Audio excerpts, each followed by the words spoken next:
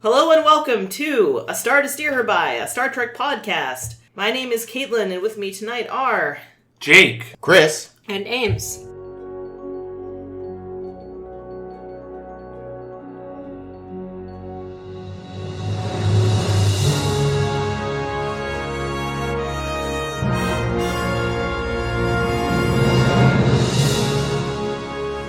And we are here for episode 87! Woo! Yeah. And we're going to talk, in a little change of pace, 2 episodes of Star Trek The Next Generation. Weird. I know. Sorry to throw you a curveball, folks. We're going to be talking about Yesterday's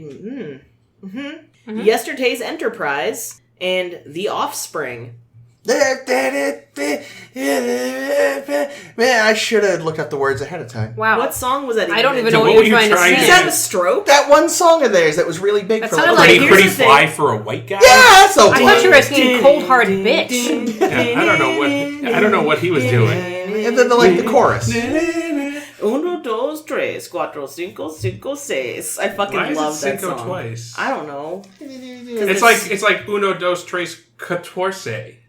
From, that's, U2. Uno, dos, tres, catorce! Yeah, well, I actually was just thinking about Vertigo I recently. fucking hate that. Whole album is garbage. Yeah, and Apple made us have it, didn't they? Or was that a different album by fucking U2? Everything from, 87 on for U2 is pretty rough. You know why I was thinking about Vertigo? Because I was listening to that fucking song that Bon Jovi did in the 90s. It's My Life. And I was like, and I hate that song because they reference their old songs in it. Like Really? they talk I about don't remember they that. talk about Tommy and Gina in the second chorus or second verse, and it's like, really? Yeah, Wow, you're gonna write a bad song where you Jovi, reference your man. other bad song? You know, the only thing that annoys me more than that is when boy bands will say their own name a lot in the songs, and I understand that the point of that is probably Marketing. yeah, Or but it's still dumb. when solo artists have their background singers just randomly say the name in the song, like Shakira, like that song.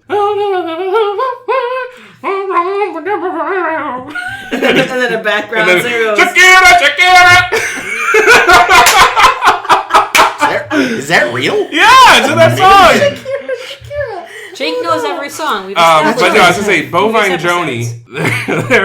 episodes. They don't have any good song. There's no good Bovine Joni song except Runaway by Bon Jovi is pretty good. I thought you were talking about something else. I didn't understand, but yeah, Bon Jovi. They had a couple good ones. They had Wanted Dead or Alive.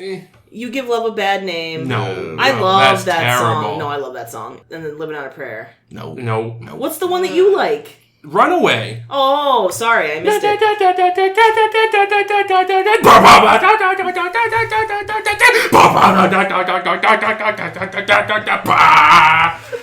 Well, hopefully Bon Jovi are not fans. If they are, they're not anymore. No, it's okay. My stepmother loves Richie Sambora, and every time I see him, I'm like, this man has got a lot of facial surgery. He just looks like his face is made of. Hey folks. Hey. Can we talk about Star Trek instead of bands no one likes anymore? Yes. Okay, but one more thing about Durandal. Ah! Anyway, in yesterday's Enterprise, the SS Enterprise C is chucked into the future by, I don't know, some bullshit, and it instantaneously changes the reality we're living in because instead of sacrificing themselves at some battle against the Romulans and earning, the trust and praise and adoration of the Klingons, they run the fuck away like little bitches, so they think, and now the Federation is still kind of at war. Yeah, so they're in the future, and all of a sudden, the Enterprise crew that we know and love is being shot in darker light and wearing slightly different costumes, and I feel like they contoured the shit out of Picard's face to make him look more angular and dangerous, and everybody kind of just seems like they're having kind of a bad day. They've been at war! It's the Discovery universe. Yeah, but the thing is that That's how it ties in. it doesn't feel... We'll get to this later, but I don't feel like they seem like they've been at war. They just seem a little crabby. I don't feel like they did enough to differentiate between new talk reality. about this later. Well, I'm just saying, but that's what I mean. Yeah. I understand they're at war, but to me it wasn't. Anyway, and the only person who has caught on to the fact that something weird is afoot is Guinan, for reasons she can't explain. And guess who's here, guys? Tasha Yar shows up with better hair. And she makes out with a guy who was on... What the fuck was his name? Shooter McGavin. Who? Shooter McGavin. I don't get the joke. From Happy Gilmore. Happy Gilmore. He was Shooter McGavin, He was the nemesis. Oh. He's the one that eats little pieces of shit for breakfast. Actually, you eat little pieces of shit for breakfast. No! I've never seen that movie, but that is so part of the zeitgeist. Movie, but there's some funny like one-liners in there. What's his name in this one? Castillo. Richard Castillo. So Castillo was on board the Enterprise C, as was Captain Garrett, who sadly dies. So Guinan convinces Picard with really flimsy evidence of it just feels wrong, and he's like, well, let's send these people back to their own time. Guinan is never wrong. I don't know. She was right about the prune juice. Oh my god, that was so great. I was like, yes, a warrior's drink. Yeah. If you're and then all of a sudden he's like, I could fell a dozen enemies with this fart. And then take off my shoe. Half of 10 forward dies. Fuck. I wish that had happened, kind of. I mean, not really, because that's horrible, but... no. But anyway, yeah, so they're like, all right, well, I guess we have to send them back to certain doom. And they're like, Picard's, Picard's like, we're going to send you back to certain doom. And Castillo's like, good, I want to go back and die honorably or whatever. Is he a Klingon? Yeah, I guess, I don't know. He was hot, actually. And so I was into it. So he and Tasha Yar get a little lip lock action on, and then Tasha Yar talks to Guinan, and Guinan's like, Tasha Yar's like, what's my life like in the other world? And Guinan's like, you did. So you pointlessly did. So Tasha Yar is like, well, then let me go with him and also die honorably and stuff. And let me fix the mistake that was Skin of Evil and do this. And then I think they get fired on by the Klingons, and it's like, oh shit, we gotta go right now! And then they do, and everything's back to normal. And Guinan's like, Geordi, tell me about Tasha Yar. Geordi, you wouldn't like prune juice. Here's something else that I know you'll like. Red juice. Yeah, he was eating drinking strawberry lemonade or something. Nice. But with Spanish fly in it. Now I want strawberry lemonade. Anyway. So good. Yeah, I would also like strawberry lemonade. So that was that episode. I thought it was good. Then The Offspring. You didn't like The Offspring? No. Okay. No. Well, I didn't say that. Let's see. I didn't say that. Let's get there. Listen, you're the one jumping the gun. Well, you said that's the one I liked, and no, I said which I liked, and then there's also The Offspring. I'm not saying and this one sucks. I mean, anyway. So Data has been at some Android conference, Cybernetics, whatever, Android conference.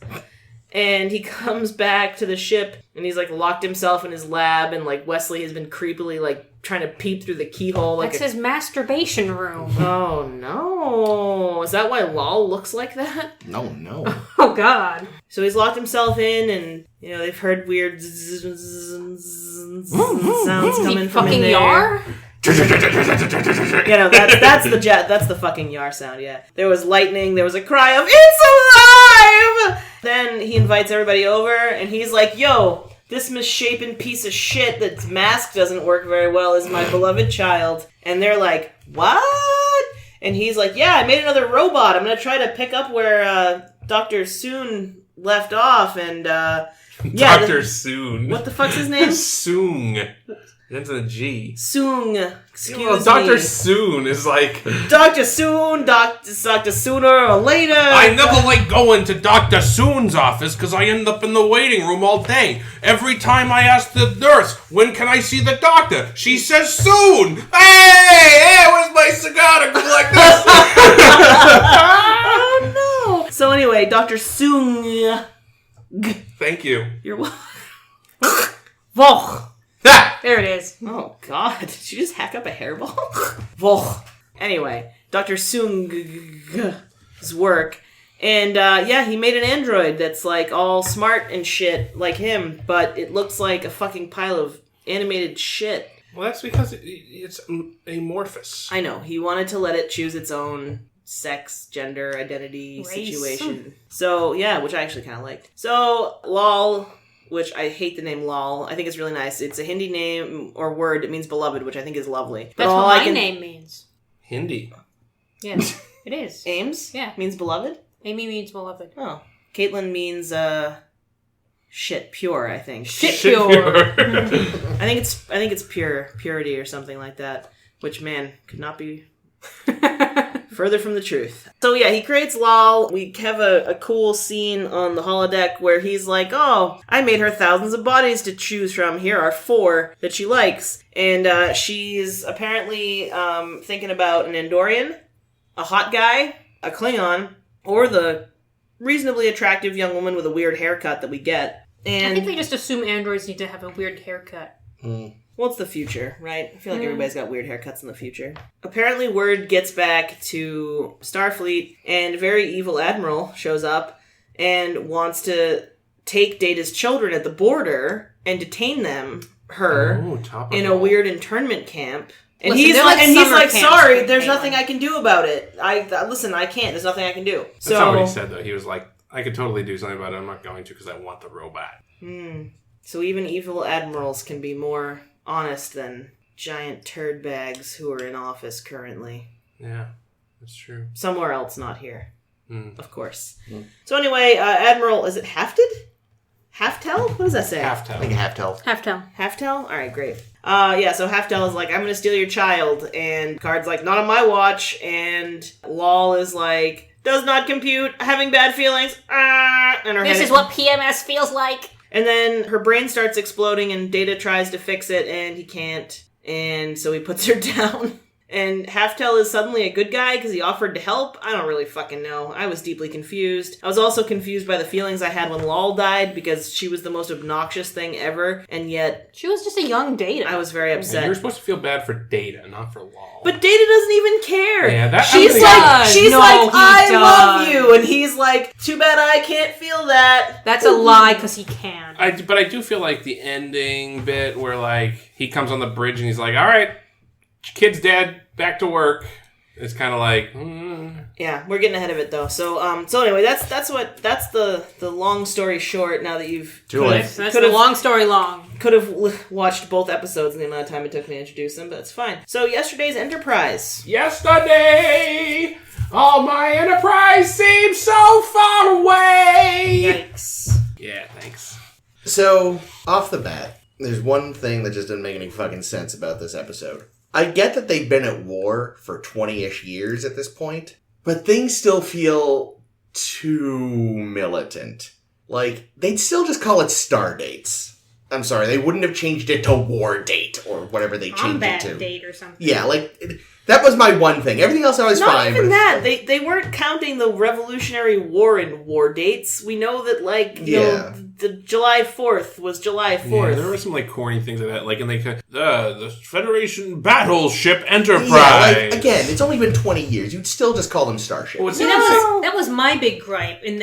So the Enterprise is Galaxy class, as we know from however many times they said it in the pilot. And in this episode. And how many times Chris reminds us. And it's fucking huge, and it's specifically huge so it can house thousands of fucking people in it and do the whole peopling thing. House thousands of troops. They don't need troops. What do they need troops for when they're shooting each other in space? Presumably there's occasionally land-based conflict. The Federation, I think we find out later, But then the they can just shoot Federation the actually land base does in do a space. fair amount of, like, infantry fighting. Like, we learn later that Miles O'Brien was in the infantry before he became a transporter. And I don't like that, though. I don't like that they're just like the army. But there are some... I prefer it when they're just NASA.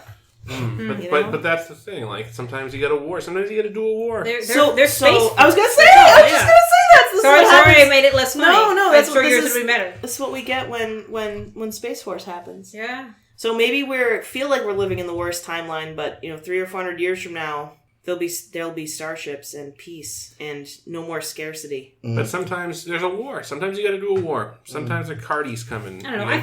I feel like if you have a fucking spacecraft that can just zap your entire planet from space, why do you need an infantry at all? Ground-based shield systems? In case you don't want to destroy everything on the planet. You need like a couple But also, what if you're or... down there defending settlements? And the enemy is sending in infantry to capture your citizens. Why don't they just zap you? Maybe they don't want to. Maybe they just want to annex your territory and take your people hostage. Yeah, because which one was the episode where the war was done over computers and shit? Yeah. Oh yeah. Fuck. I don't remember. No, I don't think that's not what it was called. Actually, that's the reason you don't necessarily just do all your striking from space, though. is if you are trying to take over an area without just obliterating it. Yeah. Because that's, there's no delicacy from space. You're either leveling everything, or you're just able to stun everyone that's not indoors. Well, right, and you don't want to keep, you want to maybe keep the collateral damage down. Yeah. Yeah, and we also, even today, most war is done by launching cruise missiles 100 miles from a ship. But we still have tons of infantry and stuff like that. Well, I think that's mostly to give citizens something to do. Well, run this obstacle course again. Think about do how it many faster. citizens the Federation has. That's true. And they're super bored because it's a post-scarcity society, so no one has to work, apparently. But I will say, awesome. there's something that irritated me about this episode. And that is that... Wesley was still there? Well, no, but he was an actual ensign. He wasn't acting anymore. Well, actually, you know who else wasn't acting? Denise Crosby. Boom! Anyway. Oh. Everybody else on the show has improved, but she just stayed the same. Who's that? Is that Crusher? No, that's Yar. Yar. Oh, yeah. Yeah, her chops did not get better. Do you know who else, though, I felt was kind of doing a bad job this episode? Was Whoopi. Really? I thought Whoopi's was great. Shut up. I love Whoopi, but I felt like... Well, being fair to her, she just has one tone as Guinan. Well, the thing is that they didn't give her as much to work with. So it was just you have to be kind of off. Yeah, just be the soothsayer. You have to be a little bit Guinan. She didn't get to be or her maybe usual... it was the next episode. One of the episodes, anyway, I felt like Guinan was a little off. And I can't remember. It definitely wasn't. No, she was spot on. And, well, I didn't mind her either, but she was spot on. Well, yeah, I didn't mind her. I just felt like...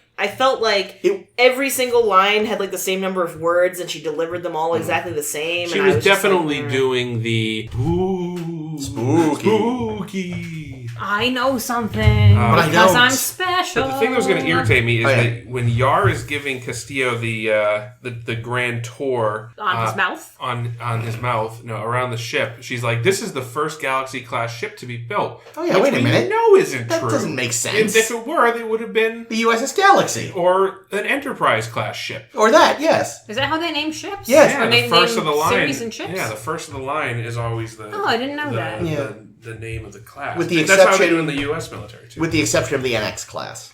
That's true. Well, that was but what's his name? And what's his name? Castillo. Castillo was such a gentleman. He didn't even bother mansplaining that to her. That's true. He didn't. He really wanted to mansplain that to her. Get into that jumpsuit was what I was going to say. But yes, that was another thing that did seem a little weird. Though, is it's this it's this warship now in this timeline, but Guinan can just freely wander onto the bridge. The security guy standing there, didn't even bat an eye. Nope, ship's bartender's wandering. She gave him a drink and walked on in. Yeah, there's still not a ton of security on No, even when they're at, nearly destroyed war. Well, like I said, it doesn't even feel like they're at war. It feels like someone turned down the lights, someone changed the uniforms. That was it. To me, it was Although I did one thing that was not overly subtle, but that I did like was that they definitely showed there was conflict there between Riker and Picard throughout definitely. the episode. Yeah. Picard doesn't call him number one anymore. Yeah. Yeah, they definitely don't get along as well. Yeah, so I thought that was a neat change. So you can tell there's shit's a little tense Riker might be a little more Picard's ambitious than he was. If we flip back to the normal timeline, can Riker still be dead? So evidently the ship never in this timeline there was never any kind of interaction with Armus Brooks. Or if there were, it didn't result in. Hopefully, it resulted in Troy's death on that. She is in the alternate timeline. I read that she was on the shuttle. She got killed on the shuttle by Armus. No, I think there's either a book there's a book that establishes that Troy wasn't there because in this timeline the Klingons wiped the Betazoids out. That's fair. We can probably assume that most of the missions that we have seen the Enterprise go on never took place because a lot of them were scientific and shit. Right, which leads to a question I had, but I think you might have just answered it. I guess this means this version of Yar and Data never fucked. Well, that was what I was going to get to. Apparently, they cut a scene that would have had some kind of a romantic element between Yar and Data. I don't know what it would have been, which is interesting. But yeah, this whole script was two scripts smashed together. Really? Yeah, the writer. Did I write him down? Nope. It was Galileo or something like that, but I didn't write it down. Galileo? That's the Castillo. one. He wrote a script about meeting the Enterprise C and convincing them to go back to their timeline to fix the present and stuff like that, and like them learning what's going on. And he and another writer were simultaneously writing another script because Roddenberry really wanted to bring back old characters, and they were like, oh yeah, let's bring Yar back because we saw Denise Crosby recently and she's regretting leaving the show. Sorry, Denise. And let's bring Sarek back because he's cool and he still likes us. And they wrote this whole script about Sarek going into the galaxy of forever, or the Guardian of Forever, and they accidentally kill Surak. Oh God! The founder of Vulcan logic. Ideologies, and therefore in that timeline, Vulcans are warriors and attack the Federation with the Romulans and all this stuff. Until Sarek decides to take Surak's place in the past. But that all got scrapped. Said, yep, get rid of all the Sarek stuff. Change that to Guinan, because she's the one that's going to figure it out. And make sure Yar's kept.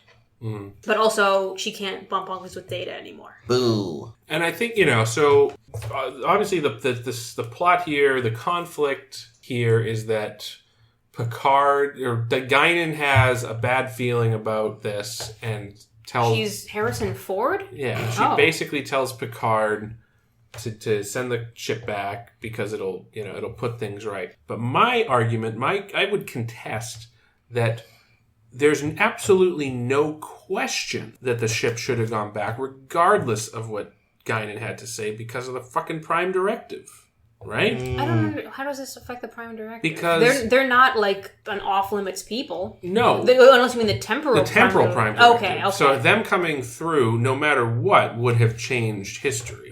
Now, unless they were supposed to from the get-go. Well, I think like the whole Spock yesteryear circle of life.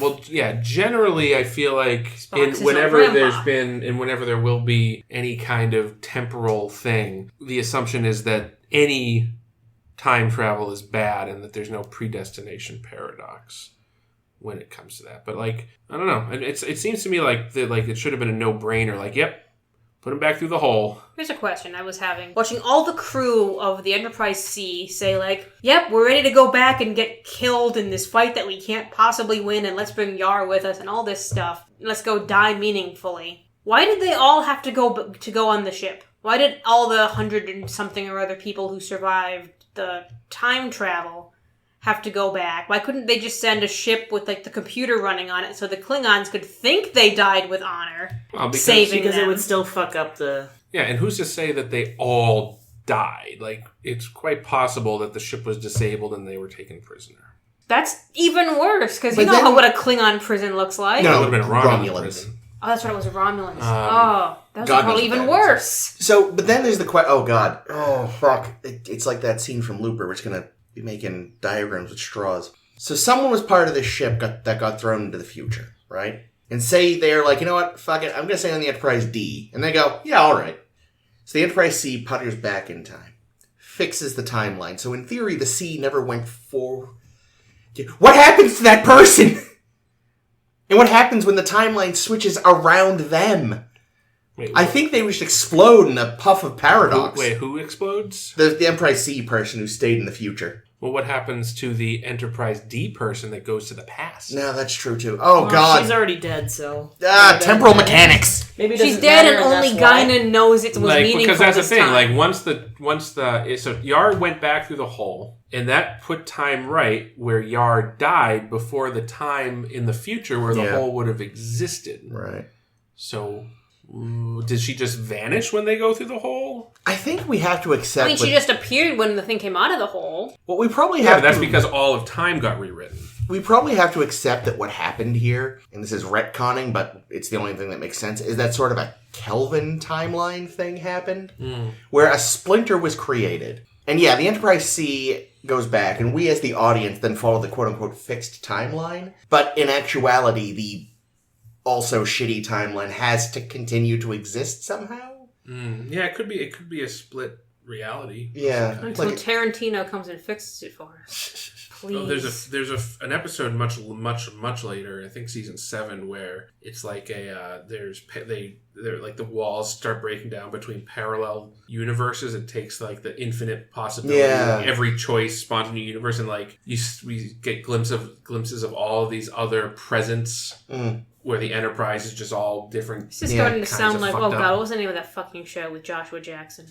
Fringe? Fringe. This sounded like Fringe. But Fringe only had 2 universes. So it's almost like Fringe and Sliders. Sliders. So Yikes. I also just want to say, I do so love the Ambassador class. It is very pretty. It looked like it had been working out too much. See, but it's Look at my guns! Yeah. See, it's what I wish the Galaxy class had been. You know, it's a nice round saucer instead of the weird oblong one. It's got a more delicate neck. It seems more in proportion. I think I like that I think it is a transitional design between the Constitution and the well, there's even elements of the Excelsior in it. That's it's true. got the ribbed neck. That's true. Kind of like the Excelsior does. It's got pieces like a of turtleneck. Yeah. So that's true. So yeah, it's kind of like it's showing a progression of design. Yeah. It's the missing link, and it actually fits. It is. It's really, it's got the sort of the more cylindrical engineering section you'd expect from an earlier ship. It's got the huge, just round deflector dish. And I'll be honest, even though I read about what the differences were, I could not tell on screen which one was which. I have to applaud the designers for actually creating a new ship class and not just reusing a Miranda or an Excelsior model. It also cost them $10,000 to make that fucking model. Well, yeah, they kind of had to because they already had the silhouette on the wall. That's true. Although but apparently it's not quite the same, is it? Not exactly. Interestingly, they had the original sketches for it based on that silhouette were quite different, and in my personal opinion, fucking hideous. But very recently, and no, we're not sponsored, Eagle Moss put out, you can buy the Probert concept, I guess Andy Probert, I think was the artist, Enterprise C. And it looks way more like the D than it does as like a transition piece. You know what's still unfortunate about all the fucking ships is that apparently they're all still made of rocks, because whenever something explodes, rocks will get thrown at the captain and until she's dead. I do like the rocks. Yeah. The rocks. Why? Why would you like the rocks? I'm picturing like they've just been in a horrible battle, and like I'm gonna play out a little skit here, so bear with me. So I'm new to the ship, just trying to get acclimated. Hi, my name's Ensign Jimmy. Yeah, I'm Ensign Lieutenant Brian. How you doing, Jimmy? How you doing? What's your job? I'm the rocks guy. What? I put the rocks, up in the ceiling and stuff. The rocks? What, for like, if, there's a battle or something, for the rocks. What, I don't understand. So when the ship gets hit by like a torpedo or something, the rocks, they fall down, they get on the captain, and, you gotta have the rocks. Oh, okay, all right, cool. And what's your job? Oh, I put the fireworks in the computers. Okay, that's good. I put the fireworks in the computer. Of course, the lieutenant fucked up this time and accidentally put in a piece of shrapnel. Yeah. Because the one thing that wasn't a rock just stabbed Garrett right in the head. Yeah. She might have survived blunt force trauma, but that shrapnel is too much. Okay, wait. I can justify the rocks. No. Yeah. I don't believe you. So. They were transporting rocks. The rocks? Dwayne the Rock isn't Voyager. I think Dwayne the Rock Johnson's probably the one who's Let the rock Chris thrower. talk! Really? You want me to have my silly theory? I want to make fun of your silly theories. Fair. Some planet somewhere has unobtainium-esque, like, anti-grav rocks, and they cram the ship's hulls full of them, so if they ever have to go in atmosphere, they have to expend less energy keeping up. It's like ballast, but in reverse for a spaceship when they go into atmosphere. No. I don't know. We visited a planet that had exploding rocks. Are starships supposed to go in atmosphere at all? Yeah, I mean, they're built in space. The only ship that I know of that is designed to go in atmosphere is Voyager. Yeah, it actually has the a only landing full seat. size. And, like, it really should just tip forward, because there's only landing gear on the engineering section. Yeah, it doesn't make any sense. It should really, there's no way that should sit up. It's like some kind of weird T-Rex. Yeah. But yeah, it sort of depends on if they're, depending on who you ask. Going by the Kelvin timeline, the Enterprise was built in Iowa. Yeah, that's also stupid. But also, True. Interestingly, I bet you this has it, that I heard that these bits here on the bottom of the saucer section were originally envisioned to be landing gear. Great radio, Jake. Yeah, it's. I'm looking at the bottom of the Original Constitution class. Enterprise saucer section. Yeah, it's got little gray marks. Well, yeah, I remember reading. This is assuming the saucer has to detach first? I think like the idea was that the legs would come out and it would do what the Voyager ship doesn't do. Like it would land and then landing gear would come out of the saucer to keep it from tilting forward. I know. So they're like little kickstands. Kind of. Yeah. In the old, I think a 70s comic, they actually did have a sequence where the Enterprise landed, and the little pod at the bottom of the saucer was actually used as like a transport. But yeah, I think originally the reason they came up with the transporter in Star Trek was because it would have been too expensive to do like a model thing with the ship landing every week. So there probably was at some point an idea of how the ship would have landed. But they could use shuttles too. Like the shuttle's not hard to do. True. You just put it on the set and say, "Oh, we flew down." Yeah, they didn't seem to have shuttles at first. Remember? That's true. The Galileo, no one. Yeah. Oh, here's an interesting thing I had a thought about during this episode. So the Enterprise C was destroyed 22 years prior. Yep. We know that Picard was captain of the Stargazer at this point in time. Oh, good point. Because he took a 9-year... He was captain of the Stargazer for like 22 years. 9 years before taking over the Enterprise. Mm-hmm. So he would have been... 12 years old. He would have been about halfway through being... So he would have had at least 10 years as the captain of a starship. And it seems to me like...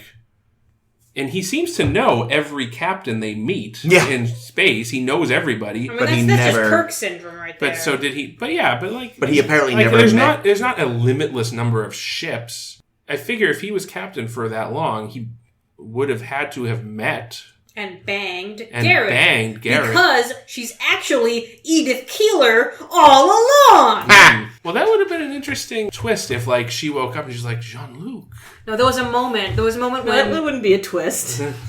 Come on. She'd be the twist. And Dollface. Go ahead, Ames. Okay. There was a moment when Picard is hailing the Enterprise C and is about to say, "This is Jean-Luc Picard of another starship." And my thought was, this is what he did when his ex-girlfriend was on another ship. Yeah, I thought that too. Maybe his ex-girlfriend is on this ship too. Well, no, because the other one was he said Enterprise, but he didn't say his own name, so it's the flip. This is Jean-Luc Picard of the Starfleet vessel, and the other one was, this is Captain of the Enterprise. But yes, I thought of that too, and I thought it was pretty amusing. So he banged Gary, is what we're saying. Probably. Which is probably a much better romance than Castillo Yar. To which I wrote, meh. Oh, I liked it. That was cute. I mean, it was forced, but it was cute. It would have been better if Denise Crosby was a better actor. Was a good actor, yeah. My note, call me the name only my mother calls me. Hate a romance. Call me the name my mother calls me. Cutie pie. Ugh. Sugar booger. Also, my mother calls me you little shit. I do kind of enjoy, though, that he very much, like... Castillo did seem to be very much in the mold of, like, Kirk style, just, like, Starfleet flirting, you know? Like, just waste no time. Shows up, like, hi, I've got floppy light brown hair, and I'm gonna hit on you. And my mouth fits on yours. A floppy, light brown... I was so sad what they did to the pair of uniform. shorts. When they took away the undershirt. And the belt. Oh. It just makes what is their best uniform look a little wrong. Yeah, although I do think they were, like, again, trying to find a transitional look. Yeah. Well, but we... And also save money. Yes. I might have an explanation for the lack of undershirt and belts. Okay. Because at one point, like, Yar goes to 10 forward and is like, give me some... It sounded like kale shakes or something. Yeah. And she's like, yeah, these are the rations now because, like, we can't use the replicators on full power and stuff. Aren't the clothes replicated too? Well, but this is the Enterprise C. They were fine. Wait, what? Yeah. The Enterprise C crew were the ones who didn't have belts and shit. So their uniforms are made out of kale shakes? Well, what I mean is they didn't have any sort of restrictions on replication. It was like Jake said. It was just an attempt to do sort of a transition. Oh, yeah, because they weren't at war. Although they apparently only had one movie era pin. Because Garrett had it, and then conveniently after she died, Castillo suddenly had one when he hadn't in the whole episode. Oh, no. Maybe it was Casual Friday on the Enterprise C, so they could let loose a little and not have the full uniform. Maybe in the battle, he was almost crushed by rocks and girders and stuff. Maybe he used the undershirt to make bandages. Well, Garrett didn't. I mean, really what it comes down to is I've seen later episodes, and that maybe he used the undershirt and the belt to make a makeshift sling. Maybe, but in later episodes we do just see this is just how they do middle periods. They just get rid of the turtleneck. I noticed that Castillo holsters his phaser backwards. Yeah. So that he can do a cross. Oh, yeah. Probably makes him feel cool. Yeah, like a freaking gunslinger from the Old West. Speaking, though, of Castillo being under the bridge, Beb is a terrible doctor in this timeline. She's always a terrible doctor. Yeah, I was going to say, when have we ever seen a good doctor? But, in this, she's like, oh, rest of the bridge crew is dead. Walks away. 2 minutes later, Castillo digs himself out of a hole I'm here! She's a doctor, not a fucking first responder Here's or what something. It is. But her she said the rest of the bridge crew is dead. Maybe Castillo wasn't assigned to the bridge. And she's just being, very Vulcan, very pedantic, and not saying. I'm not going to mention P.S. There's someone there's a bunch of injured people. But she's like, nope, you're from engineering. Yeah, the bridge crew's dead. I'm not going to mention this still living person under that rubble over there. I'm not dead yet. Would you mind? Could you? Yeah, I like the episode though. Oh yeah, I know there was a shout out to Solar. I heard that. Yeah, we mentioned that. Yeah, she's on the intercom. Well, she's called for on the intercom. She's probably a better doctor. Yeah, the intercom was an interesting addition to this wartime ship. There's somebody whose job it is just to make announcements. Yeah, that's actually, I kind of like that. But, it doesn't make a ton of sense when, I don't know, they still have communicators. Why do you need a unless it's all hands. If you need a Dr. Solar, just call Dr. Solar. Yeah. Calling Dr. Fine, Dr. Howard, Dr. Fine. Felt very Winston Churchill-y, though, didn't they? Didn't we hear that they had intercoms or some shit in the war rooms or something? I don't know. It feels like something Winston Churchill would do, so I'm fine with it. Did anybody else think Weird Timeline Picard had more of an accent than usual? I felt like he was really pushing... I felt like he sounded really Scottish or something. I think he was probably trying to sound like he's been, war-torn for years seem more and years. gruff. Yeah, they did, you he's said... seen battle. Definitely play with his makeup a little. Mm. He looked more wan, and they added some liver spots to his scalp. Gross. Or they didn't hide the ones that are naturally there. I was going to say, they just added less makeup. Although I feel like you see pictures of him now, I don't think he's got those, so I think they must have added them. Unless he has a new scalp. What do we think of the Enterprise D bridge partial redesign? I like it too. I mean, I think I'm not as crazy about the raised captain's chair. The chair's too high, I'll grant, but I like that it's just a captain's chair. And I like that they have the 2 consoles on the ramp that aren't normally there. Yep. Which I think they actually put in Generations. Because they realized, oh shit, we're widescreen now, and that side of the bridge has nothing. Yeah, so they do. So there's a bunch of small, little, subtle changes. Yeah, no, I've never been a fan of the command bench they got going on. I feel like you need to have just a captain's chair, central, fuck you people, I'm in charge. Oh, did anyone else notice that the Enterprise C bridge furniture was the Season 1 Enterprise D bridge furniture? Oh god, you're right. The consoles, the helm and you're right, I didn't notice that. Reclined chairs with the swinging consoles. Yeah, they're good at recycling. Yeah. It was the 90s, it was all the rage. I guess so. The captain's chair may have also been the Season 1 captain's chair, or the battle bridge chair. Something like that. Slightly cramped bridge. A little bit. I feel like most bridges that are hero bridges are cramped, though. Yeah. I wouldn't have noticed the differences, even though I read about them, so... Yeah, I didn't notice anything different. Really? The lighting is darker. You didn't notice the extra consoles? No, I noticed the lighting was darker. That's what I noticed. I did notice. Oh, and I noticed the makeup. Yeah, and the captain's chair was higher. That's the only thing I noticed. And the conference I know there were stairs added, but I didn't see them.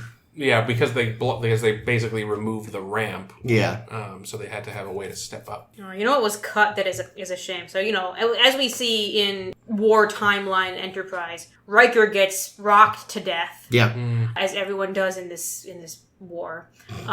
There would have been extra deaths, and they would have just gone on a fucking rampage killing people. But they got cut for various reasons. Data would have been electrocuted. Whoa. And I read 2 different things of how Wesley died, and I don't know if they got mashed together in a weird way or not. But one place I read said Wesley gets blown up, and another place I read Wesley gets decapitated. So in a third place I read they somehow smashed it together, and it was Wesley's head blows up.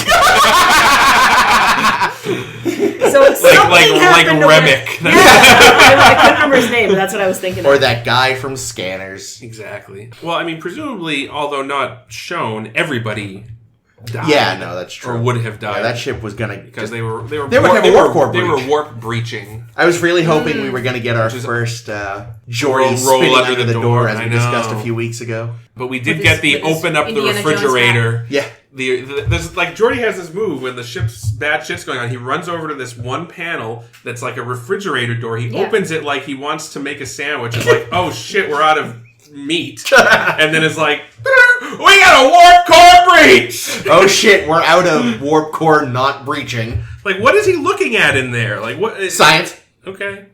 Like, I always wonder, the crisper's empty. Fuck! It did occur to me, I guess the real reason for the door isn't to protect against a warp core breach, but a coolant leak. Yeah, it's a key. Yeah, because we learn in the other movie that the coolant is toxic. Yeah. Well, I even mentioned that he screamed out, "Oh god, coolant leak!" For all its failings, I enjoy this one. I'm even kind of sort of into the Yara Castillo thing because it is just so like original series abrupt romance. Yep. You are now in love. Okay. Well, but at the same time, that's kind of like a wartime thing, isn't it? Like you get thrown into stressful situations together, and people tend to bang it out. Well, because emotions are higher and shit. I did like bang it out. Yeah, I liked it. I don't know if we got a good scale reference for the size of the Klingon ships. We did not. Okay. We seem to not ever do that. I think, well, it's just because the ship... I have a new theory about the Klingon bird of prey style ship. When it gets moist, it gets bigger. No, it gets smaller. Like one of those sponges. Because when it went into San Francisco Bay, it got way smaller. True. So it's the opposite. No, I think they're actually different classes of ship with the same design, just scaled differently. That's probably because they didn't call this one the bird of prey. They called it the something Kavort class or something. And also, it's also a class that may not exist in the unaltered timeline because this is a timeline where the Klingons have been working on 20 years of just full out war against the Federation. Yeah, but man, I really love this episode, but I really don't like Denise Crosby's talking. I liked that they gave audiences a chance to see her off well. Yeah, a little bit. Well, I don't know. See, I can't tell if I liked this episode just because a lot of it is very confusing. But yeah, I needed Chris to explain to me why the timeline change happened. I thought it was magic. I also think that the explanation that I felt like they were doing mirror, but half-assed. That's exactly how I felt. I said that on the way over here. I was like, they never went full mirror, and that's what I wanted. And I know it wasn't technically mirror, but it just. I don't feel like we saw a lot of we're war torn. Yeah, I mean this is the problem that we've seen with alternate with parallel worlds and stuff. Like we saw with Mirror and all these things. It's if there had been this big a difference, if war with the Klingons hadn't been turned into a peace, if it continued being an escalating war, would this ship be in the same fucking arrangement that it is in the current timeline? Would you still have Data, your android? Would you still have all of these other things are exactly the same? You don't have Worf, which was logical, it made sense. You don't have Troy because they're sick of Troy. There was a moment I saw where there was a possibility that Worf would have been the Klingon attacking them, but they cut that. That's a bit that would have too been on the nose. Yeah, that's one of those. That's like DS9 Mirror Universe where it's because I get it. It's a suspension of disbelief thing. I think with Mirror and with this, where it's all these people ended up on the same ship despite the changes, and sure, and the ship is designed mostly the same, and that they happen to be in the same part of space and the same all this stuff. But man, when we get to some of the Mirror episodes in DS9, where it's off the wall ridiculous, and there's a point where one character is no longer on the show, but has been replaced with a different character, and somehow in the mirror universe, the same thing has happened. Oh, I see. Even though the way that the new character was introduced was like, oh, it's a crazy coincidence. Yeah. But anyway, this would, this is before the era of serialized primetime television, but if it had been, I could definitely see this one episode being a several episode arc. Yeah, totally. But then the reset button at the end, which is a hard reset because nobody except for Guinan has any clue that anything even happened. That it's gonna really. Geordi should know because in the last scene he's in the wrong uniform. Is he? He is. Oh, I didn't notice. He's got he's still got the the collar weird all high the way up. Oh, that's funny. That's funny. Also, he's in the wrong place because he wasn't in 10 forward. Well, I guess we didn't really see him. It was a date with Worf and Geordi. Oh, Geordi just got back to the tail. I was like, where's Worf? He had too much prune juice. He's like crying to Wesley, like, I had it all planned out. I was even gonna get the not bagpiping. What was the gypsy playing? Violin. The violin There were and going to gypsy. be Coco Onos. And I even got fresh gach. Gesundheit. Thank you. Anyway, we talked about enterprises yesterday. I'm gonna keep that. Fuck it. For a long time. Should we move on to the Offspring? yeah, we probably should. Give it to me, baby. Give it to me. All right. Why was the Andorian mint green?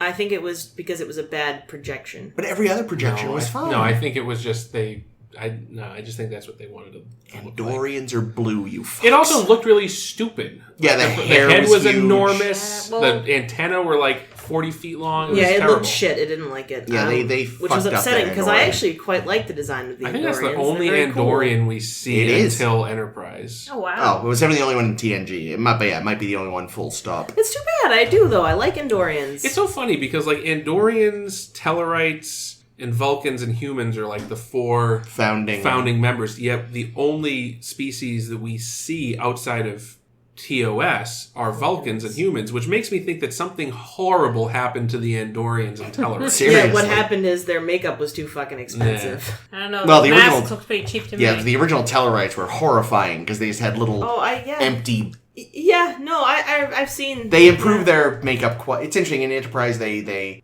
make the makeup look better while at the same time sort of referencing the bad eye Maintaining holes. the It's interesting. I know you've mentioned. Yeah.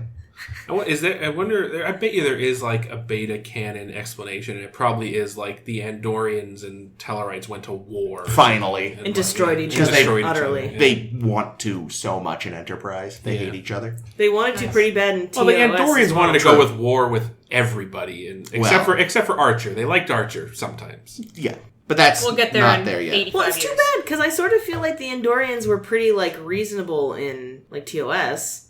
Yeah, because the only one that wasn't reasonable was in disguise. A spy, yeah. Right, because the rest of them were just kind of like, we wouldn't kill him. Why would we do that? The fuck? Why? But yes, crappy Andorian, random Klingon, random guy. Random hot Lol. guy. Robot Lal, before Robot Lal picks a form, was played by the actor who played Trent in Angel 1.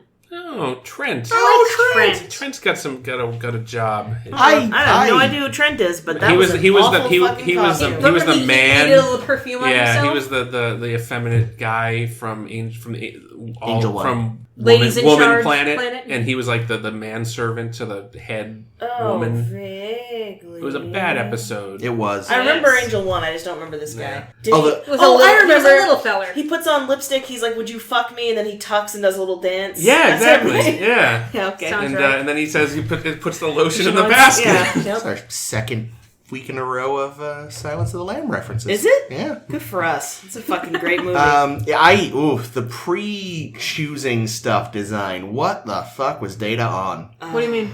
She was horrifying. Maybe that Just was the head, the whole head It design. was just because like, it was specifically unfinished. I know, but Yeah, but like make it the a fucking crotch was terrifying. make it Yeah. C-3PO with its parts Yeah, you could missing. make You don't have something to that- make it fucking.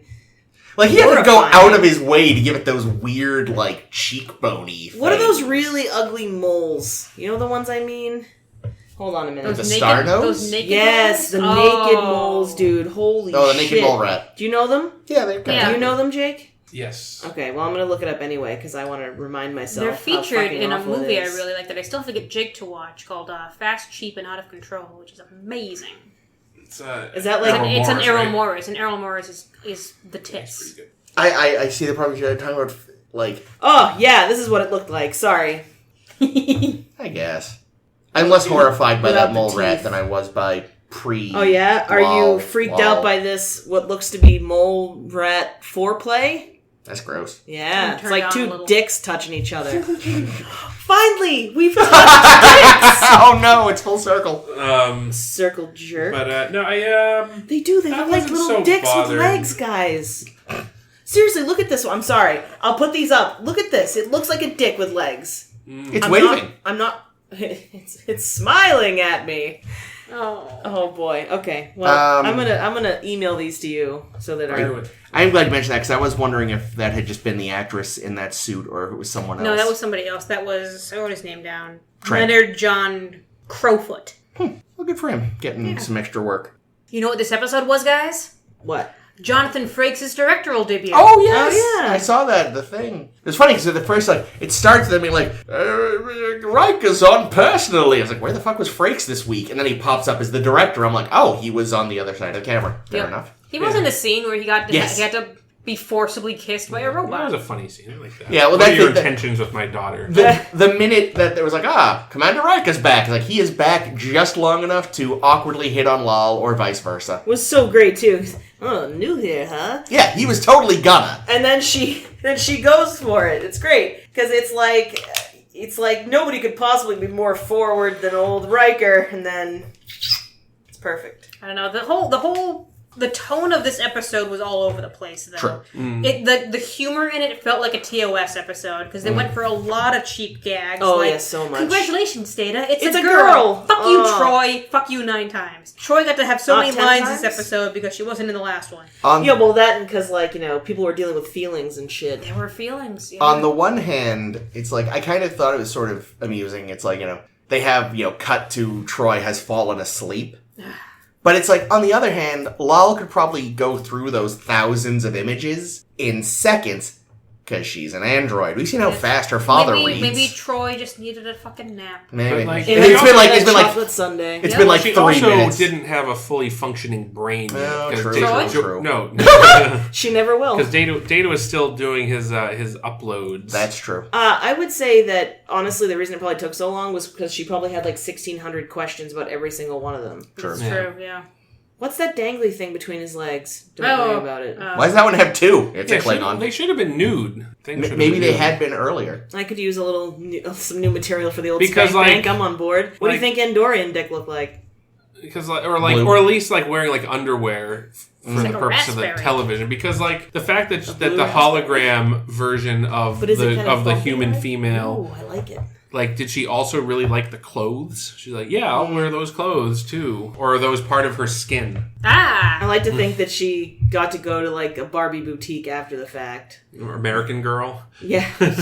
So we're teaching Lal how to eat. Oh yeah, that God. was cute. Even though androids don't need to eat. God, speaking of of cheap gags, though, he's like, "Here's how you do it," and she opens her mouth and spills a bunch of shit on herself. It's just like, oh. But his goofy smile afterward, I appreciated. I love Prince Spiner.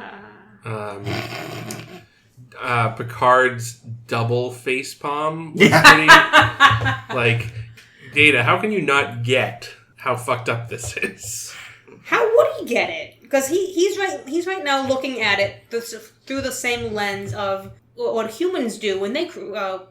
They can also recreate. But here's the thing, if it though. was recreational, I don't it led to know procreation. about the code of uniform conduct in the 24th century, but I feel like in the military, it's generally frowned upon to get knocked up and have a baby while on active duty. Well, your civilian wife who happens to live on your spaceship probably can get knocked out. your civilian, sure, but He doesn't have a civilian He doesn't. Yeah, exactly. He's mother and father. But I think the reason did they bring up Troy getting knocked up that time? No. It was alluded to because she was like, you've never been a parent to Picard. But it's never brought up or to directly. date or something. Oh, okay. She did it to somebody. Yeah. So, it's Picard. But I mean, I did appreciate his whole I mean, I was a parent for all of 2 days. So I'm an expert. I did appreciate, though, his, I was unaware people on the crew were supposed to consult with you about procreation. I mean, Picard hates children no matter what. True. That's why yesterday's Enterprise should have been his fucking paradise. Yeah, there really. were no families, and Guinan's like, there should be families. and Picard's families! no! I mean, I'm not saying that people can't have children in the military, but... I'm saying people can't have children. But, Full stop. I feel like becoming a single parent in the military seems like it would have some implications for conflict of interest. Potentially. Conflict of interest? How? Well, because your first duty is supposed to be to the ship, to your duties. But if you have a child that you're dealing Yeah, but even if you have a child with your civilian wife, you're still... Yeah, but No, but at it's least the then it's like same. you're the sole caregiver. Yeah, but this also is a robot, Cisco not a becomes the child. sole This thing is caregiver. not going to accidentally kill itself because it's probably basically I think it's indestructible. more likely to accidentally kill itself. Oh, by- and and I thought it was going to kill the whole ship when it was having its little mental breakdown or there. when she discovers her body and picks up a phaser, Yikes. jams it in her clam. Why? Oh, clam jams. Why? Clam jam, thank you, man. No, stop!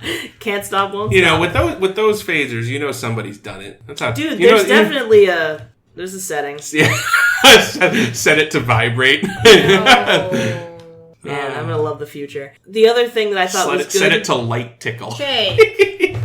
It's like a step lower than stuff. I keep trying to have a real thought, and they keep saying things. So what I liked though is in the same vein as him being like, I didn't know I had to ask you about procreation, was when Admiral Akbar is like demanding he give up his kid because he has no experience, and he's like, I wonder how much experience he had when he had his first child. That was good, and I too. was like, fuck yes, Data. Yeah, I mean, Tell really, him, girl. You don't have to take that shit. All of Picard's frustration really obviously just does stem from the fact that he already knows. He's like, oh, I'm gonna have to deal with the bureaucrats again.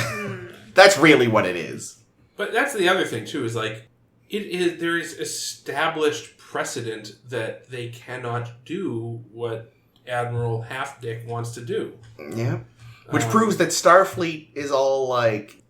They really want more Soong-type androids, and they are gonna do whatever they can to get them. Yeah, apparently. Well, and that's... I was thinking about this. Are they in 'cause, development? Like, where did fucking Maddox go? He's probably still working on stuff. He's just not as good at it. Even Data can't manage it for some reason. Yeah, Well, I think it's just and even Data, he didn't do what Soong did. He just copy pasted. That's himself. true. Yeah. So does Lal have the memories of all those, not miners? No, who I the think fuck are he those people? copied the Colonists. structure of the brain, but not like the data of the brain. Like not the data.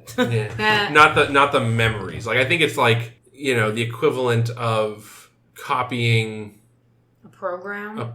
not even like copying the hardware of a computer, but not the hard drive, you know, like the processor. But he literally is messing with her hard drive, right? Her memory. I mean, he's building the structures of the brain, because I think that's the hard part, is that, and that's what was breaking at the end, is that the synaptic connections We're just failing. and that's the thing that nobody... Where's DeForest Kelly when you need him? Only Soong could figure out how to do was make the positronic They brain. needed the Spock's brain people to get that magic helmet. Brain. What is brain? But yeah, because I was thinking about this though. It was, you know, how much weight does the decision of a single Judge Advocate General actually, like, have? Like, that solved the issue for Data's sentience at the time, but in theory, Starfleet could try to bring it to a higher court, probably. I'm glad you brought up sentience. I want to do a brief, because they kept saying sentience. I don't think I mentioned this the last time this came up, but In what measure of a man? What you think it means? it does not mean what the writers of Star Trek think it means. Okay. Because, and like this was irritating me. What did they They kept me, she's almost sentient. She's achieving sentience. You've taken the first step towards sentience. They kept saying shit like that, and I'm like, it was sentient since it was... Walking and talking. Yeah. Originally. That's what... Because sentience, and this is a little pedantic, so permit me. Not on this show. Sentience, by definition, is anything that has senses. Anything that can sense. A fucking... Naked mole rat. A naked mole rat is sentient. A fucking plant is sentient in the sense that it can react. They mean sapient, don't they? They mean sapient. Yes. They keep saying sentience when they mean sapience. When I wrote my cloud that Spock mindfucks short story that is up on the Tumblr, go read it if you haven't yet. Ta-da! I was looking into the differences between sentience and sapience. I think I either included or was going to include Spock being pedantic about it. Oh, okay. Well, I'm glad I don't know. But yeah, so where sentience refers to being able to sense, sapience refers to being like human-like, self-aware. Well, specifically masturbating. I'm pretty sure the root word for sapience is like a Latin word that means wisdom. Okay. So like hence Homo sapien is wise man. Right? Is that true? Homo is man, sapien is wise or wisdom. Really? So Homo sapien is, as opposed to Homo erectus, which is man with boner. Erect man. Does that mean that isn't what sapien means? So anyway, just wanted to be a little pedantic. But you figure like Data, of all people, would get it right. Well, maybe for some reason between the now writers and don't know. The 24th century, the definition changes. Yeah. Possibly because of a late 20th century science fiction program changing the popular concept of what it means. Mm. So I'm presuming young Lal is what young Data was like when he was first turned on and was just precocious as fuck. Mm. We've seen what Data was like when he was first turned on. With Yar, yes. Mm-hmm. He's rather dry. Well, hopefully she was... I meant like, I'm trained in multiple techniques. Well, I meant that her vagina was wet. Well, yikes. Just to clarify. My thought when Data comes to crush her for advice, it's like, you're a successful parent. I wanted her to go, successful. Have you met Wesley? Everyone hates him.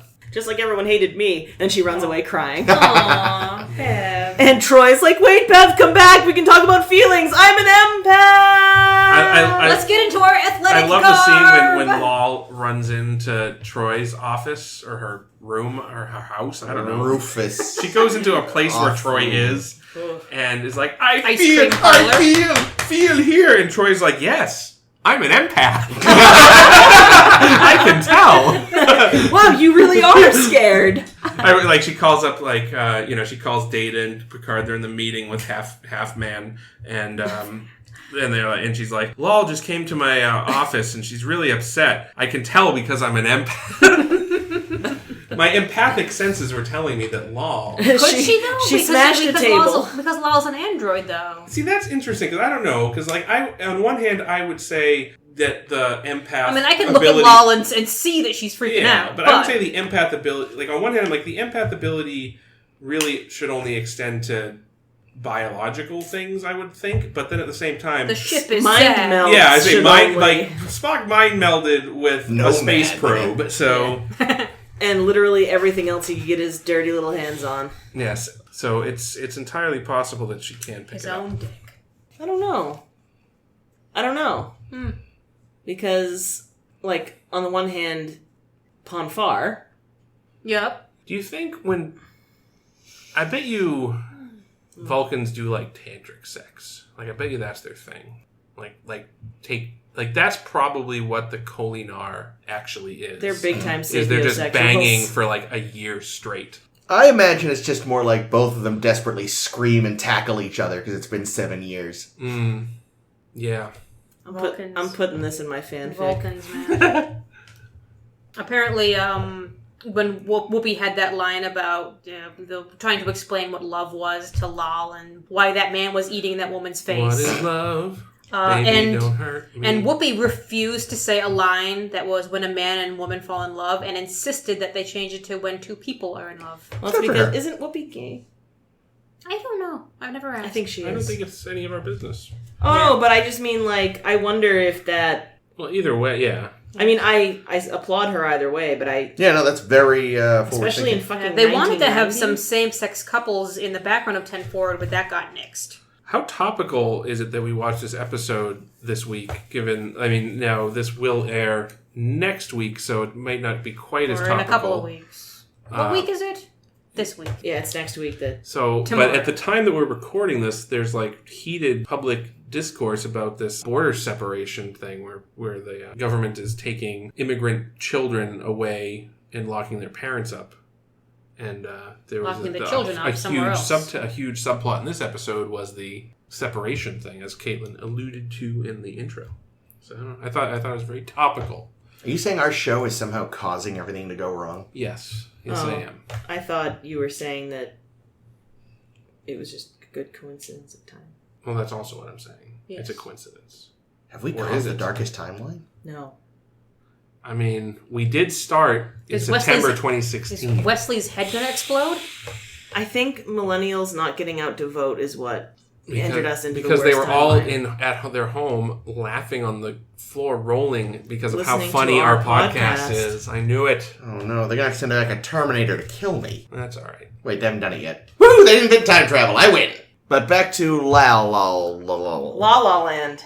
Did someone on the show finally fucking get their ice cream? Yeah, but she's a robot. She doesn't need to eat ice cream. But she got it. Someone finally got ice cream. Was that ice cream? That's what I was It wondering. looked like mint chocolate. I thought it might be I ice didn't cream. get a good look at it, so. Maybe it was meant to be an Andorian blue sort of ice cream. And they It's- fucked it up. She was eating an Andorian? Oh, God. Ooh. Oh, no. Dorian, I want their fear ganglia. It's probably the antenna. Their has the antennae, tenderest yeah, totally. Ooh. Absolutely. I don't think it would be tender. I think it would be stocky.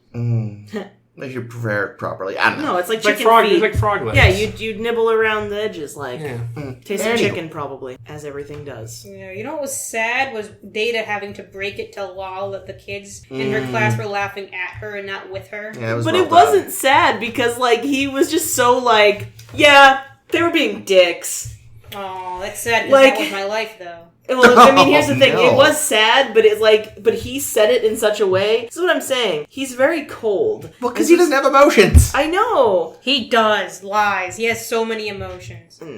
He doesn't know how to process I feel like his properly. only emotion He is just I want to doesn't, be he a just real doesn't boy. know how to say that it is love that he feels. I like this episode a lot, but I will say that I did not like the end. Like the ending of Lal dying, sure. But Kind of has to, but the otherwise you're fact that stuck with a new there's character no, on the show. Well, yeah, but the fact that there's no actual, and again, this is a problem with episodic television, is that we're never going to talk about or think about this character again. Nope. And like, it's never resolved. The resolution is, I downloaded her memories to my brain, and now I'm going to go back to those work. colonists' memories. Data, you're weird. Like, How many you got? It's in there? like there's no resolution.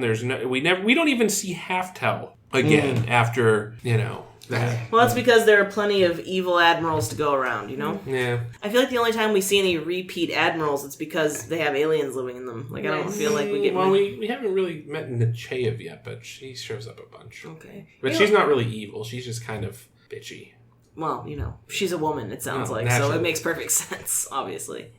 You know what I was thinking about is that, this should be very, very newsworthy material that a Soon-type robot has created another Soon-type robot. This should be breaking news. How does news get around in the Federation? They don't have, like, a TV news channel or anything. Probably They don't have, still They don't Twitter. have Fox News anymore. Thank God. How much do you want to bet Twitter.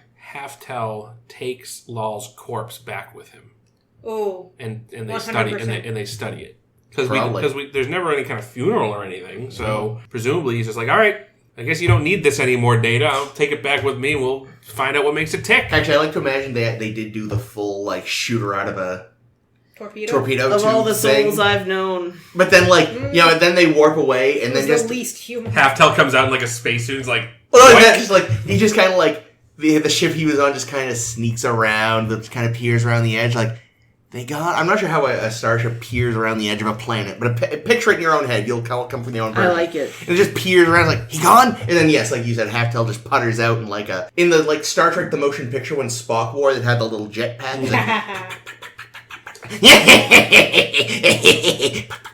See, I don't see Halftell as being evil. I do. No, he's like, just- he's not like evil in the sense of like what's his fuck. Yeah, no, Mr. I'm gonna play both sides and give guns to everybody. yeah, no, he's Jameson. He's more like that scientist dude from Measure of a Man, where he's like he's so desperate for this advancement, he's not willing to think. Yeah, I mean it's a forward-thinking episode if you take it as allegory for otherness of like, because there's two ways you can go about addressing something that's new and different, and one of them is to do what the Admiral did and try to control it and own it and like be dominate it, and then or you can be, forward thinking and be like, no, it's a life. You let it do its thing. The major extremes of parenting that Data discovered in his reading. It would have been super corny to have Data reading a Dr. Spock book. It also would have been hilarious. Mr. Spock book. Yes. I wonder if this is probably just my own personal experience, like kind of being read into this, but I also wonder if it's something to do with like the importance of children of divorced parents to actually continue to have their father in their lives, since up until like probably the last 20 years or so, it was automatically decided that kids basically went to their mom, unless a lot of lengthy court fighting happened. Interesting. There's probably nothing there to support it. It's just what I'm thinking. It's just what I'm thinking. That is an interesting thought. I do think that Halftel had a good point about there are two. This is a species of two, and they're both on the same ship. That's probably his one kind of like, I definitely have to give you that one argument. But that argument falls apart when it's like, when Data's like, okay, well, I'll go too. And they're like, no, that's not that's true. Because, sure, having both in the same place, but I feel like having both of them on a starbase would be probably okay. Yeah, although starbases get fucked up too sometimes. I don't know. See, I thought that argument fell apart immediately, because, right now you have one Soong-type android on a ship that's constantly getting in danger, and you could destroy your one of a kind being. Yeah, but we've already it has been established that you can't make Data do what he doesn't want to do. Yeah, there was a whole court case. Like they wanted to do that. So wait, so that court case didn't set a precedent for any offspring of his? Because it feels like when the Supreme Court rules about shit, you kind of have to again, like Chris said, it wasn't the Supreme Court; it was Picard's ex-girlfriend. And that's the thing I was thinking of too, is like, so wait a minute, this Judge Advocate General, which is a random military, like, court thing. I didn't say Picard's ex-girlfriend to diminish her accomplishments, I said it to imply that she had a conflict of interest in Remind us that they banged hard afterwards. Oh my god, that's so much hate. But no, she had a conflict of interest, so like, I feel like any competent attorney could tear that decision apart to be like, wait a minute. Well, plus, you're having a low-ranking military court make a sweeping civil rights decision. So, does the Federation have to adhere to this now? And you'd think this would actually have to go to whatever the hell the Federation version of the Supreme Court is, and they'd have to decide it, and whatever they say would override anything Starfleet wants. Also, like, here's something. Why, and this is a more general thing too, why... So the Enterprise has 1,000 people on it. Yep. It's a huge ship. Lots of people. Lots of crew. Mm-hmm. No one is like, why don't we have a JAG office? Why don't we have some lawyers on the ship? Yeah. Because it's like, and like, this comes up all the fucking time. Because it's not just like custody disputes, but that's something they could deal with. But, why is it always, like, why was Picard the one dealing with the Shellyak? Yeah. Like, why, like, I get he's the captain of the ship and, like, there's diplomatic responsibilities. They don't have an ambassador on an board ambassador, either, or what? Or an ambassador or a lawyer. So, I do love the idea of just a ship's lawyer. That would makes more sense than ship's counsel. It makes a ton of sense. As a character. Yes. And like especially for this show where so many of the episodes hinge on some, like, philosophical or legal thing. Like, that could be an interesting character, the ship's lawyer. Even if just a recurring guest person, you're like, oh, fuck, call the ship's lawyer. You could have him, like... So you don't know... That could have been your Andorian! Guinan has her law degree. Oh, God. Her age, she probably has so many degrees. I noticed couple of frames in this episode. Picked up on You saw John Ritter's ball? A production error.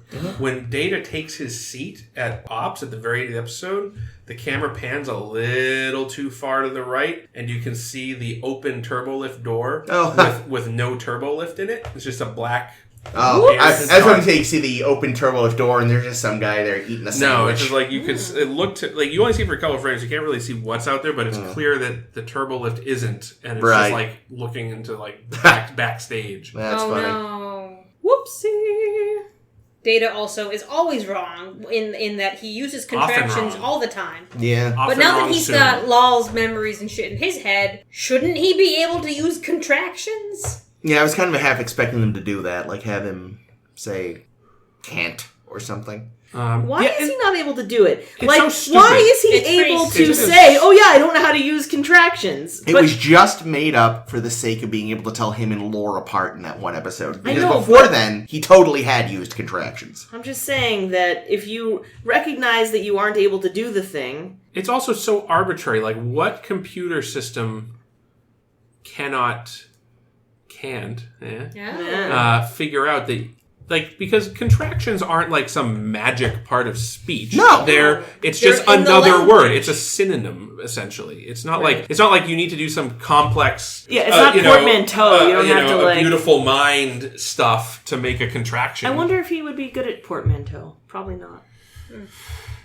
I guess he wouldn't be able to because he cannot combine two words into a single word. That's a damn shame. Although we do have Datalore! Datalore! We do have Datalore.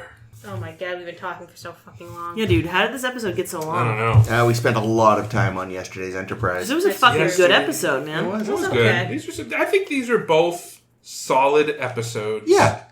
Of the show. I was pretty sad when Lol died. Yeah, it was a little sad. And like I didn't like her as a character very much, but at the end I was just kind of like, this is a real bummer.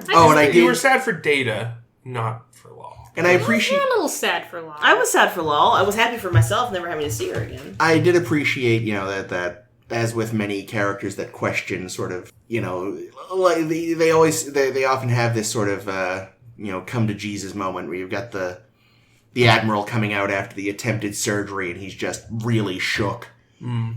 It's funny because he finally is like kind of sympathetic. Yeah, he gets it. He's like, he's seen, even if Data wouldn't acknowledge that he was desperate, that was an act of desperation.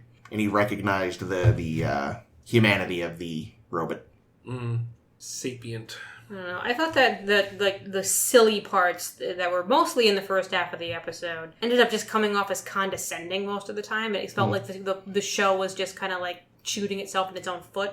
I could see that.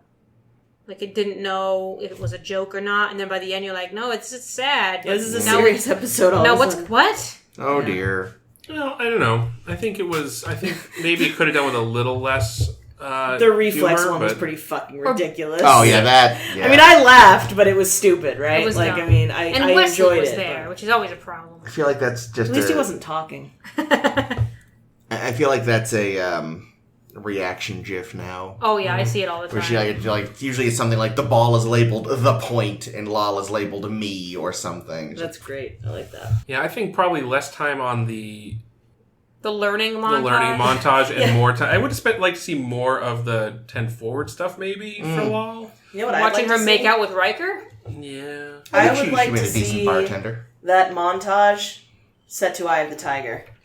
So if anybody has the means, I want someone. Mr. Mobile, I'm looking at you. I know you have a video editor. Make it happen. Actually, does he listens? He was on the show. Justice, make me this video. He's got work to do. Justice, do you hear me? I wish I was drunk. You're not. Justice, make the video. I said. No, but Justice, seriously, put Eye of the Tiger under that scene, please. Please. Is it even long enough? It's going to be like two... Dun, dun, dun. And then just cut to deadlock. Okay. Actually, what I want now is Jake going dun, dun, dun, dun.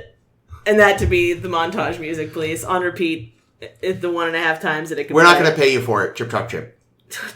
Chip Chop Chip. Fucking Jim Gaffigan. Yeah. So much Jim Gaffigan today. Speaking of Jim Gaffigan, I think that's all we have for these 2 episodes. So Okay. let's... Good segue. We could probably go on for another 6 hours, the rate we've been going. But yeah, you're right. Somebody's got to stop us. Let's segue into next week. So next week, we'll be talking about 2 episodes of Star Trek, The Next Generation. Holy shit, 2 episodes? Season 3, Episode 17, Sins of the Father. Oh, I was hoping you were going to say of the flesh. Sins of the Father. I much prefer those Father ones. has sinned. What art thou sinned? Maybe his sins were of the flesh. And all elegance. Nope. All allegiance. All elegance. Don't give me that face. Some elephants. Some elephants. Oh, it's funny when she does it. I see. So Sins of the Father and Allegiance. That's coming up next time on A store to stars by. A star to starner by. A steer to stormer by. A storm is a brewing. Yeah, I actually do need to. A storm's a brewing, if you know what I mean. Anywho, so catch us next time for those, and also Facebook and Twitter, SSHB Podcast. And Tumblr. What are we? SSHB Podcast. Yeah. That's right. Yeah, on Facebook we're just a Star to Steer. That's true. A Star to Steer. Yeah, you have to type more if you want to find us on Facebook. So. But you can also find us on iTunes and Google Play Podcast and other podcast place. Stitch, I think. Stitch, no, Google Play? SoundCloud. And we're there. Find us, like us, share us with your friends. And if you're on the iTunes, give us 5-star review and write us a comment. I don't think I've done that appeal in a while. So yeah, give us the 5-star or 4 or 5. Don't give us 3. If you're going to give us 3 stars, just don't do it anyway. Okay? Fuck you. But give us 5 or 4. We'll take that. 5 or 4. Neg the audience. I think that's a good tactic. No, if you really want to give us 3 stars, do it, but make sure you explain why. I hate when I go onto like a review thing and it's like 2 stars or 1 star and they don't put a goddamn comment. You know what I hate more than that? When they put 1 star and then they angry about something that has nothing to do with the product or thing. Yeah, oh, the shipping was shit. It's like, dude, that is not an explanation. Oh yeah, how many times on Amazon do I see like a 1 star and it's like, oh yeah, the box was damaged. Okay, well then get a replacement. You know, fuck you. Anywho. Yeah, no, it's not. So do all that stuff and, you know, just be cool. Be cool to each other. Be cool to people. Just be nice. And don't put children in fucking cages. No concentration camp shit. We tried this. It doesn't work. It's fucked up. Let's not go back there and do that again. So, yeah, I guess with that, on that note, I think we're done. My name has been Jake. This has been Chris. This has been Ames. And this is always Caitlin. Warrior Drink.